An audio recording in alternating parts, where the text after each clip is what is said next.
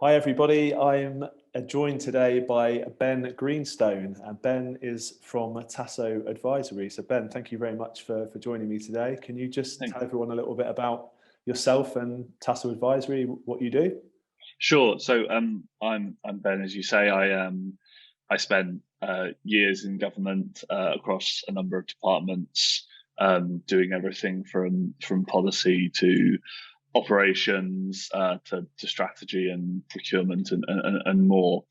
Um, 2.5 years ago or so, I left government to set up Taso Advisory. We are specialists in technology policy, so we work with businesses in and across tech to figure out what the government's thinking, what they're interested in, how that might affect our clients positively and negatively, what they can do to take advantage of that.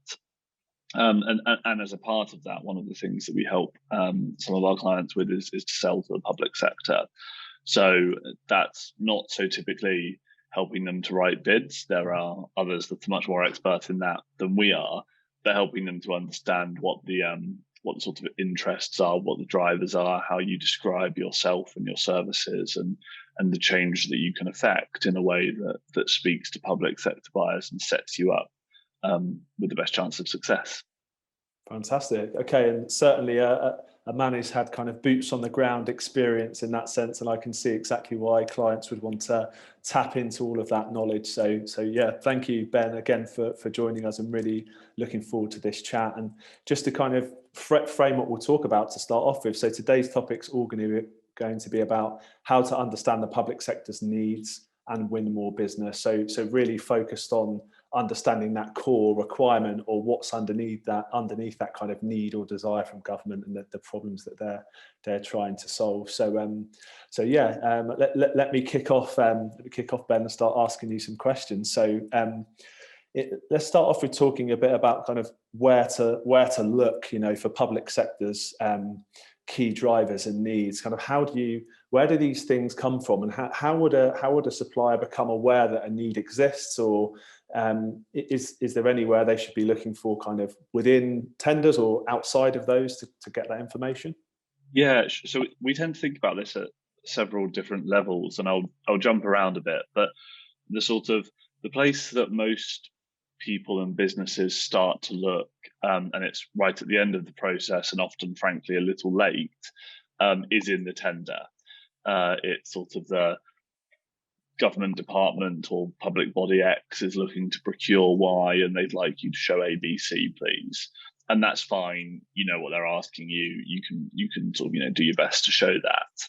But that is the right at the end of the process, right? And I think there are, like I say, a few levels before that. So at the top, right, the way that we tend to think about it is that there are some sort of general truths about the public sector and the people generally that work in it.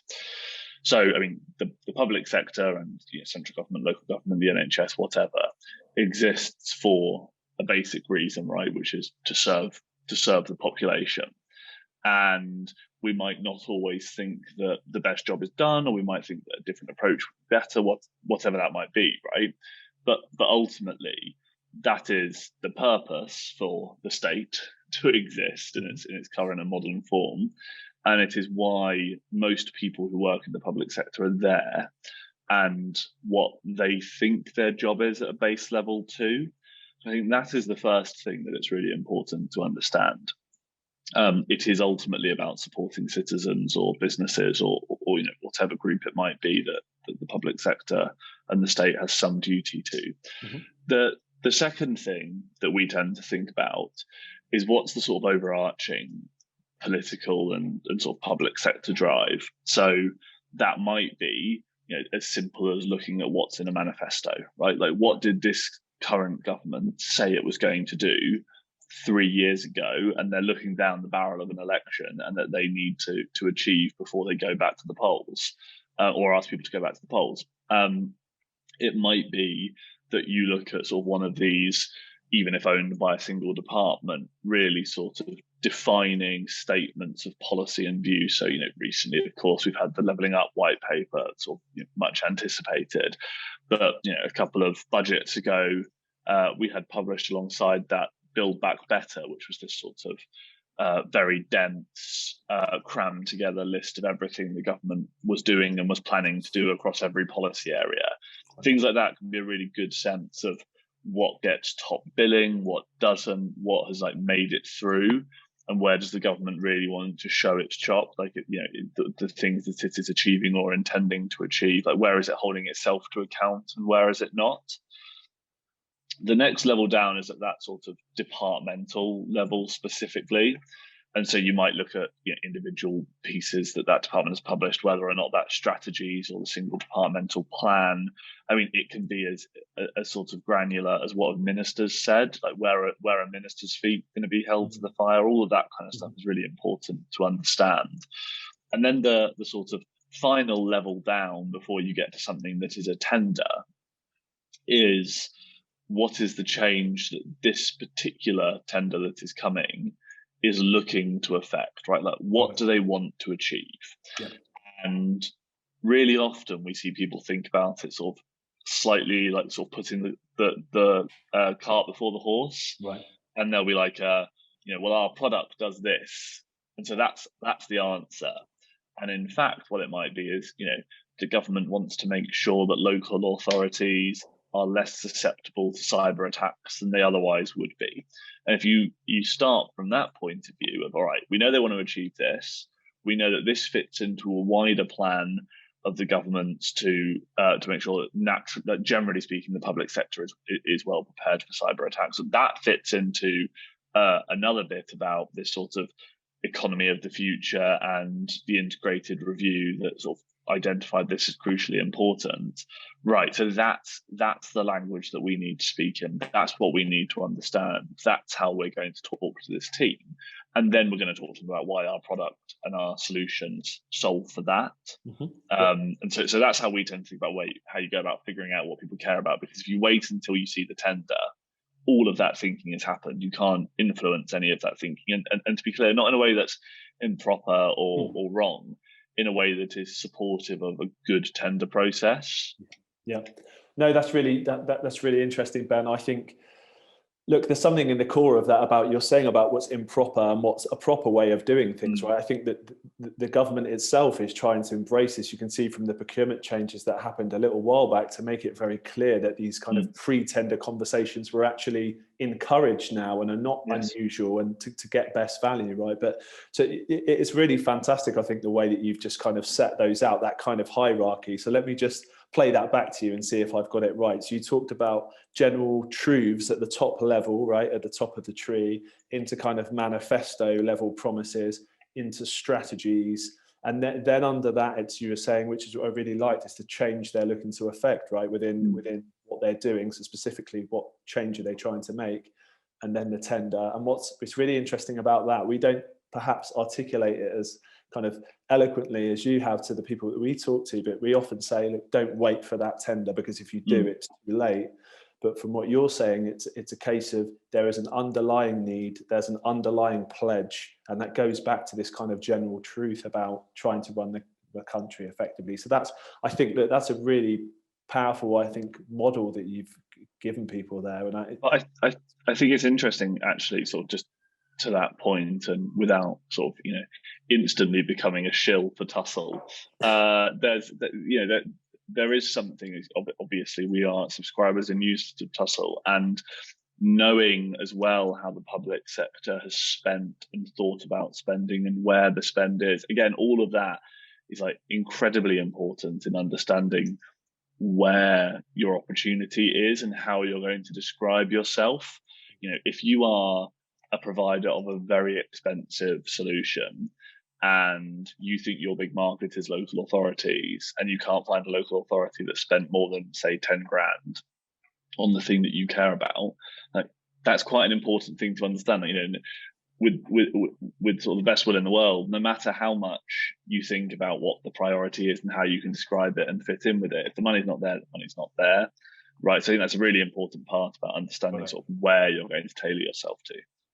That's really interesting as well. And the way you're talking about taking those data points, and that helps to almost it almost tells a story, right, of what's happening. And Mm. like you say, it might be that if no one spent more than 10 grand on it, that doesn't mean the opportunity is not more than 10 grand. It just means you might have to think about the way you tackle that problem, or the way that you approach these different contracting authorities about it. But certainly turning up and saying our solution's £1 million versus what you paid before probably won't land that well. So yeah, we get it. We'll take the plug, Ben. Don't worry about that.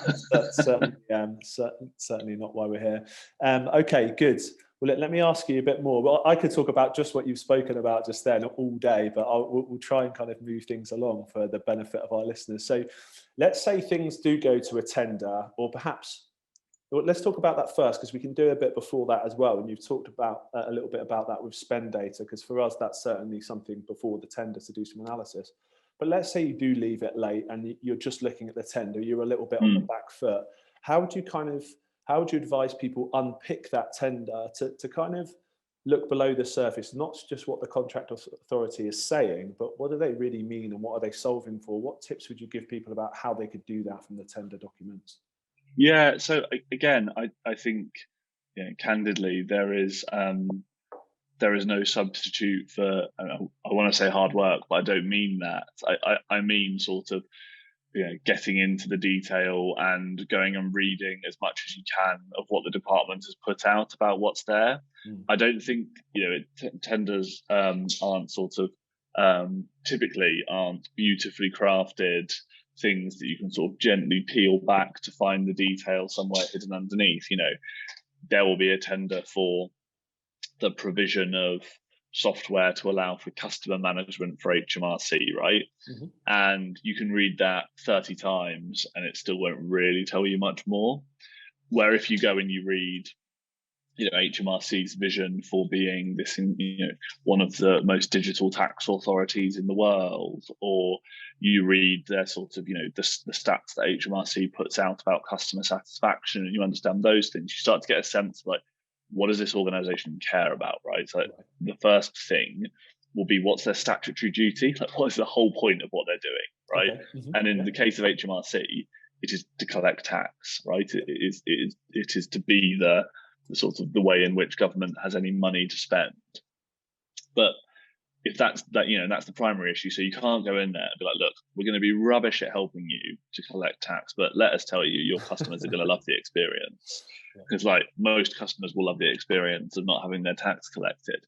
So, but you sort of say, okay, what's the thing that we have to do, right? Like, what's the table stakes here?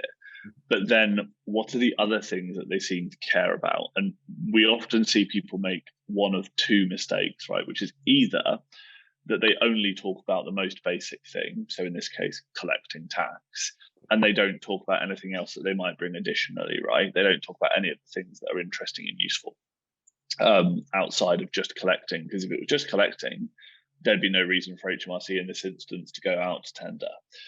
And the second mistake that people make is the reverse, right? And they will sometimes just talk about the things they do that are additional and miss the bit that is actually the most important. And I think there is a difficult balance, candidly, to strike whenever you're doing a piece of work to respond to a tender, which is finding the right balance between talking about the problems and sort of, the challenges that they face and what they're trying to achieve and how you solve for them. And too much of either and not enough of the other can leave you in a place where you just can't possibly be successful. But sorry, to answer the question, I think it is really about just getting to know that department and the policy area, or the duty that the tender relates to, right? So whether or not that is the provision of PPE or the collection of tax or the building of a school, whatever it is, what do they care about there? And price will always be a part of that, clearly. Of course, no, that's good. I think that's a great bit of insight as well. Going back to basics, right? Why does that contract authority exist? What are they trying to achieve? And ultimately, whatever you talked about, what change are they trying to affect?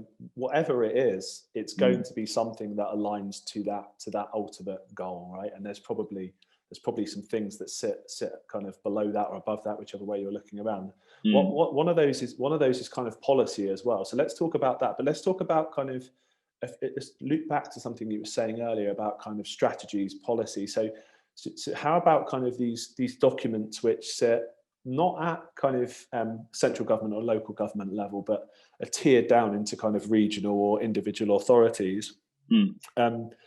Trying to understand how those kind of policies play through from national objectives through to local or to individual authorities. So what sort of kind of documents and things would you recommend people look at, and how do you think they tie into individual needs? Have you got any examples? Or and so I guess there are probably sort of two parts to that, right? So one is any rules that an individual authority or group of authorities tie themselves to when it comes to procurement. So, they will, if the authority is doing its job properly, will be sort of semi-readily available on some procurement site, right? And that might be, for instance, that local authority X prefers to procure from businesses either based in or within a certain distance of local authority X's boundaries, right? And that can be a helpful thing to understand, because in this instance, perhaps it's the case that you think you've got a great product, but you're not going to score very well on the being from place X criteria. And so, do you think you can get the rest of the points to justify being there? So that's one part of the, there will be in some places specific documents about requirements or certain criteria that they think about, and that sort of I suppose gets in sort of the nuts and bolts of it. The other side of that is the government wants to make it the case that the UK, I don't know, has greater quantum computing capacity, and so they would like to procure something to make that the case. And it turns out you can do that in a number of different ways, right? You could invest into a bunch of things. You could hire an ecosystem manager to come and sort of bring lots of people together. You could run an enormous marketing campaign to attract inward investment. There are a number of, I'm sure there are lots of other things I'm not thinking of. And this is that sort of getting in early and sort of going to have the conversation point. If you have gone and you've read whatever they've put out, and these will all be certainly for central government, will all be publicly available on the government's website. This is not sort of some sort of dark art to find it, right? Like, we actually have a relatively transparent approach to government in the UK. And so you can just find this stuff and read it, and that's where you get the opportunity, I think, to say, right, this is what they want to achieve. This is how we tell them that this solution is the sensible one, for what reasons, and how you then sort of get that, I suppose, the right to say, here's why we think this is the right approach. We would love to be in line for the procurement when it comes, and we'll stand shoulder to shoulder with our competitors and do the best job we can. And we hope you choose us, but maybe you won't. But there is that sort of opportunity to help design what the sort of the tender is, knowing that roughly the outcome someone wants to achieve is this. And it is a truth that if you are a procurer in the public sector, you may know loads about the thing you're procuring, but also you may not, and that's not criticism, it's just a reality. And so if that is the case, people will often be welcoming of help to think about what an approach might look like, what you could achieve if you did it this way or that way. That's something really interesting there, Ben, you're talking about in terms of what we would say kind of managing upwards, right, within your organization and helping your manager through certain kind of journeys. But it's almost kind of managing towards the buyer. You're almost kind of on this journey of educating them as to almost a reminder, right? Do you come across that where you're almost getting clients to remind the authorities what their objectives are at the next kind of tiers, and even their own as part of that journey? Does that happen? Is that a reality? I mean, I think reminding is perhaps a strong word. I don't think that what happens is you say, hold on a second, you're supposed to be doing this. Yeah. It sometimes is a gentle sort of signposting to the thing that you were originally talking about. And that's natural, right? Like, sometimes people get carried away and think that the thing that they're going to do is in fact completely rewrite this industry, or to make the next $1 billion business in the UK. And it turns out that that's not really what procurement is going to be for most of the And so yes, there is a gentle guiding sometimes. Yeah, I can see that. Yeah, have to be more careful with my words, and that's why people hire people like you. But and that leads me into the next kind of question, really, with all of these things. So, how do you think getting support from a third party, someone like Taso Advisory or another firm, how do you think that can really help companies do this more effectively to really understand kind of more deep-rooted government or individual contracting authority priorities? How does that work? I mean, I guess a completely candid answer, right, is that you hire consultants really for one of two reasons. One is for pure resource question, right? Like you need arms and legs, and one is for expertise. And there are a whole bunch of people who can do sort of those things across a variety of different sort of bits of the contracting and preparation process, whether or not those are sort of brilliant business to government marketing firms, or whether or not those people who are total specialists in bid writing. You bring them in, and the reason varies for different businesses. For some businesses, they may well have the internal capacity to do both, but not for everything and not all the time. And so, sometimes they need someone who can come in and help them with this particular sector they're interested in, or this particular part of the central government machine, or this particular tender. And sometimes it's that they don't have the capacity or the knowledge in-house, and so you're buying it in, and you're saying, look, we need to, we want to sell to, let's stick with HMRC, but we don't know anything really about HMRC. We've got this product that we think is really good and will help them, and we've sold it to a bunch of people in the private sector. How on earth does the public sector work? And so, a business like ours or others goes in and says, here's what they care about. Here's the stuff you have to think about to be prepped and ready for when it comes to public sector procurement. Because, of course, like public sector procurement is quite different to private sector procurement. Here's how you need to think about this. Here's how you approach it. Here's how you might need to resource and staff it if it's a particularly large bid or piece of work. Here's how you can think and understand about what they're interested in and how your product relates to that and how your solution fits with that. Here's the language you want to play back. And it is bringing that, expertise, frankly, is typically our game. But like I say, there are lots of people who often just need sort of arms and legs. And again, like that is a completely reasonable moment to bring in an outside agency or consultancy to support. And just following up on that, what's your is there any kind of common issues is the wrong word, but are there any common things that you find that these organizations struggle with? Organizations of kind of all different sizes, are there any specific things they come to and you see regularly that they need support with, any element of what you're talking about in particular? Yeah, so I think there are a few bits. I think the first is that often providers will be used to selling on the basis of the quality of their product alone, and price is almost a secondary issue. And that isn't to say the public sector doesn't care about the quality of the product. They absolutely do.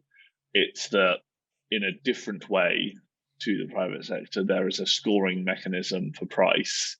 I mean, obviously some private sector tenders will have something very similar, but there is often a bit more leeway. Yep.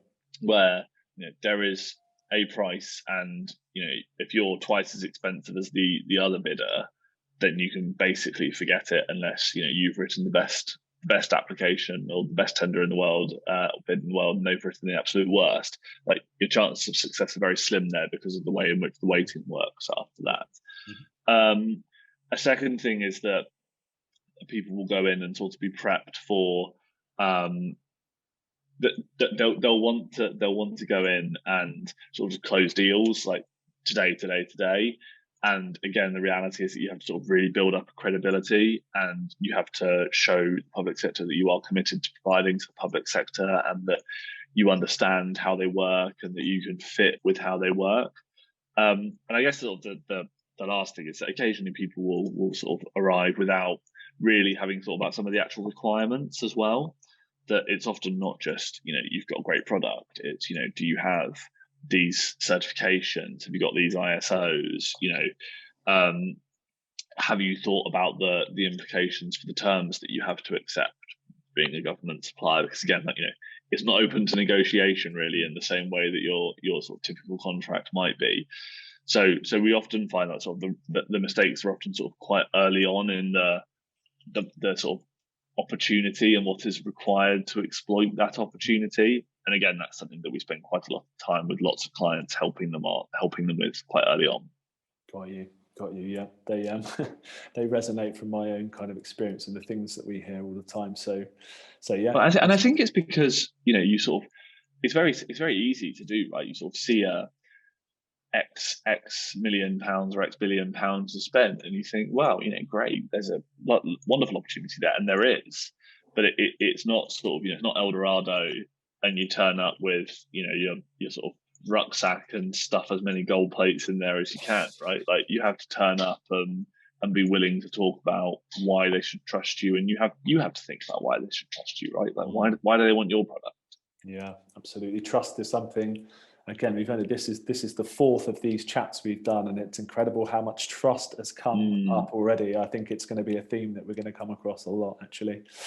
Okay, so Ben, just kind of last one I wanted to ask you is about aligning your offering in response to these needs. So you figure out what the kind of underlying need is, or the change that you're trying to affect. Let's talk pre-tender stage. What are the kind of practical things that organisations can be doing? If I'm a buyer at one of those contracting authorities, or more importantly, I'm a key decision maker, what things should that supplier be doing before they get to tender, practically speaking, to get me nice and warm and to make sure that the supplier is trusted before we go into kind of tender and bidding mode?